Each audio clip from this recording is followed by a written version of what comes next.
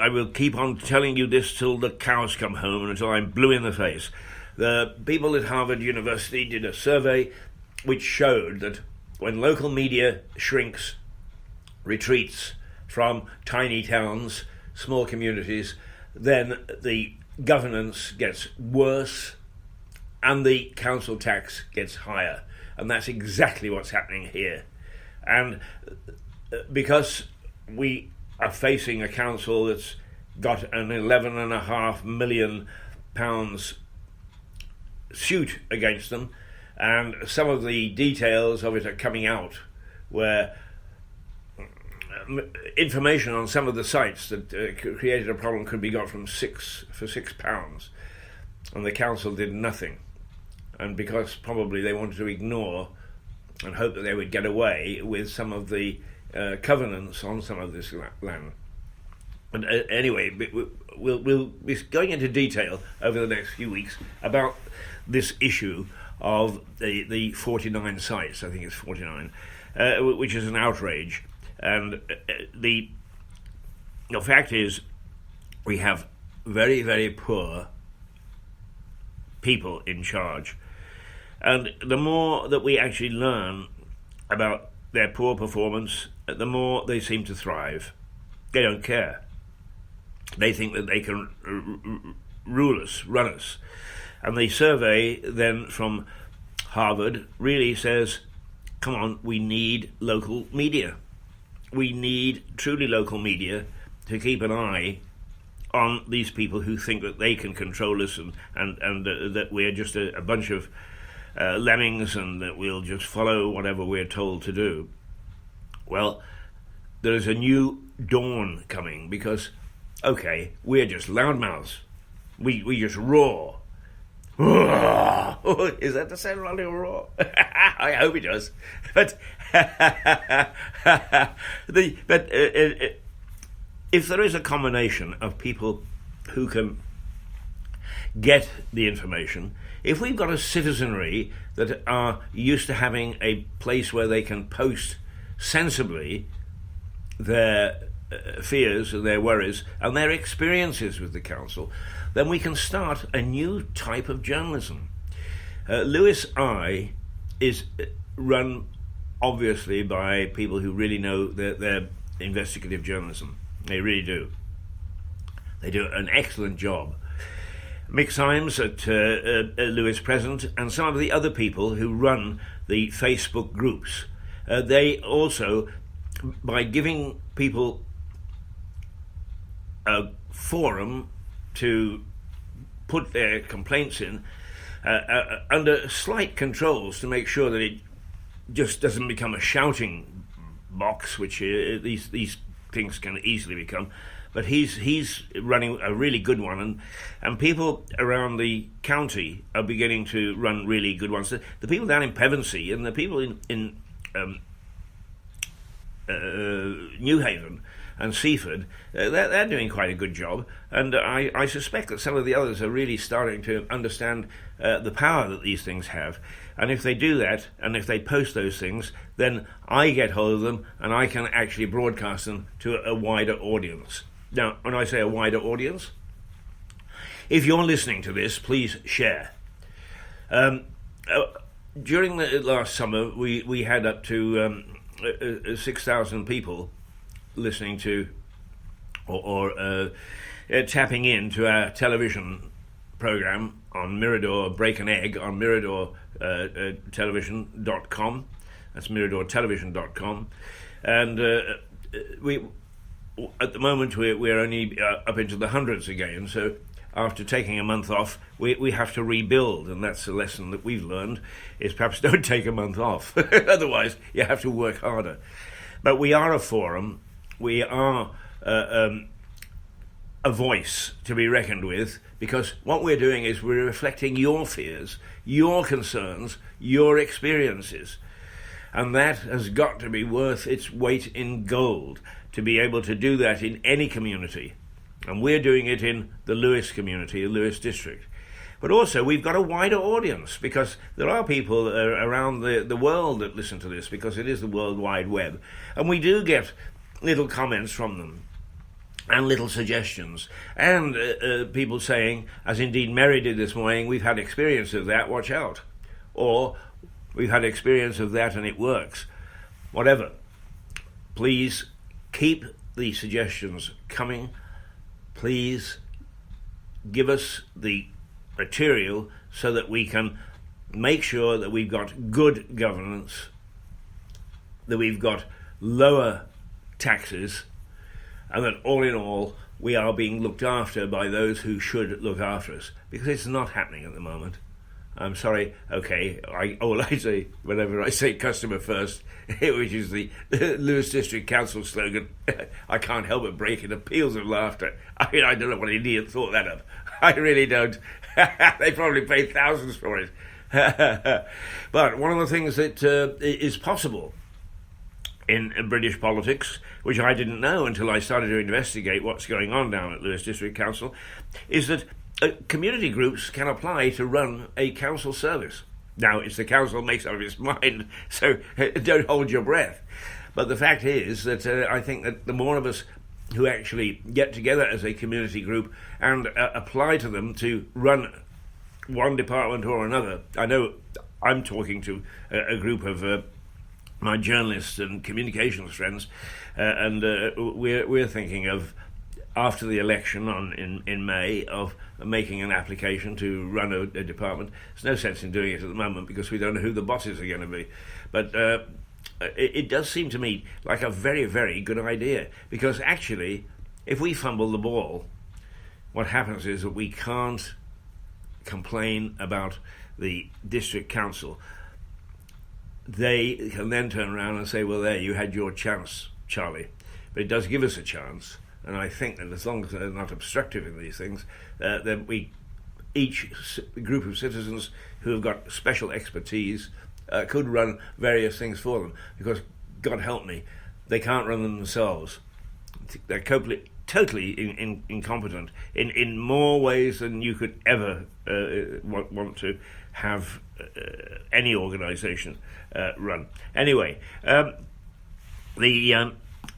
here's some good news too. The government has asked local school academies to justify any salary to headmasters or senior officials that is over 100,000. And that's for the academies. It's not necessarily widespread throughout the school system. But the fact that the government are beginning to realise that huge salaries are not the way necessarily to efficiency and success is very encouraging indeed.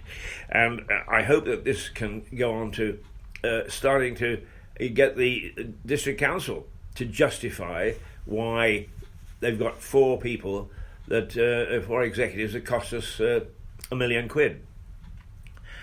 East Sussex County Council, just the chief executive alone, accounts for £250,000, just for the chief executive. So there are plenty more acolytes around who pick up fair old salaries. So that sort of thing is encouraging, that the central government is asking for justification. And I think we should give justification. It's how on earth people get bonuses for something that's broken, I have no idea. They do. Right through our British society right now, if you bugger something up, you can almost guarantee you'll be given a bonus. It's perhaps that's what shareholders and owners want, but I don't think it's what the voters want. And by all means, let's think in terms of getting some of us involved. Let's get involved. If the council says no, then we can continue to attack them. But let's have some music, because I'm running out of steam. This is called The English Country Garden, and why not?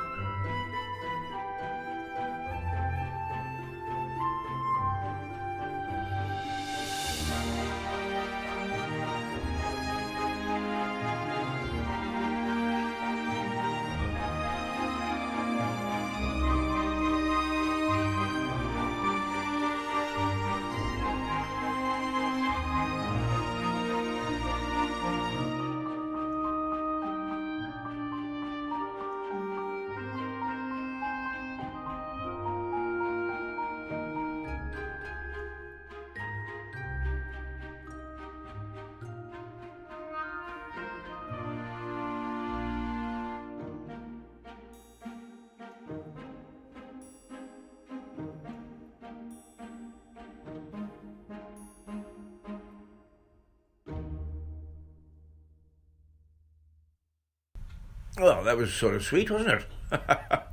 There we go. An English country garden. Well, now we've really... No, there we go. Sometimes this technology does overcome me. It's 26 minutes. It's 26 minutes into our show. Right now it's 6:30. We're starting a little late simply because I have to dash from the television studio to the radio studio, and perhaps what we've got to do is I know what we've got to do. We've got to cut back on my rant. We've all agreed that we should cut back on my rant. And I get cracking, and I can't shut up. I get verbal diarrhea, and I do apologise for that. It always seems to be so much to talk about. Anyway, we'll get it sorted so that we start this programme bang on at 6 o'clock. We start our television bang on at 5:45, and that we've got a couple of minutes to make the change. Actually, the change could be done in other ways too, but I think it's important that we get to you on time, because those are the stated times from us, and we should honour those. Only 3 minutes to go, so let me recap a couple of the things. First of all, Town and County magazine, it's out. It looks good.